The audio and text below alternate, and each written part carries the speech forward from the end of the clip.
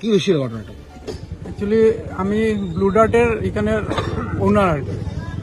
আমার দোকানটা হইল গিয়া রাজবাড়ি নবযুগ সংঘ ক্লাবের অপোজিট। তো কালকে একটা পার্সেল নিয়ে একটা ঘটনা ঘটছে, যেটা মানে হ্যাঁ ফোন করছে অনেকবার, কাস্টমারের ফোনটা ধরছে না। তো এরপরে লাস্টে যখন ধরছে তখন তার মধ্যে কথা কাটাকাটি হয়েছে। এই ইস্যুটা নিয়ে সন্ধ্যার সময় 3 জন মহিলা আর 1 জন পুরুষ, 2 জন পুরুষ আসলো। তো আইয়া আমার কইলো যে হে গালাগালি করছে।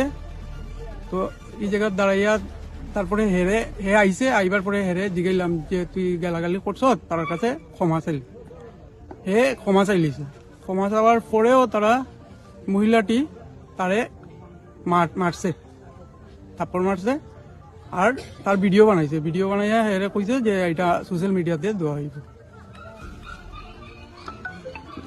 এরপরে হেরে অনেক কিছু গালাগালি করছে মহিলাটি করিয়া, এরপরে তারা গেছে গিয়া। যে মহিলারা গালাগাল করছে তারা কি নাম জানেন আপনি? তার নাম, একজনের নাম হইল গিয়া সুস্মিতা ভট্টাচার্য মোস্ট প্রবাবলি। তো বলতে গেলে এই রকমের কিছু বেয়াদব মহিলার কারণে এই ছেলেটা কিন্তু চিরতরে পৃথিবী থেকে হারিয়ে গেল। তো আমাদের ত্রিপুরা রাজ্যে যত ইনফ্লুয়েন্সার রয়েছে প্রত্যেকে এই প্রসেনজিতের জন্য, জাস্টিস ফর প্রসেনজিৎ, প্রত্যেকে আওয়াজ তুলুন। আর এই রকমের বেহায়া বেয়াদব মেয়েগুলির সংখ্যা কিন্তু সাংঘাতিক বেড়ে গেছে।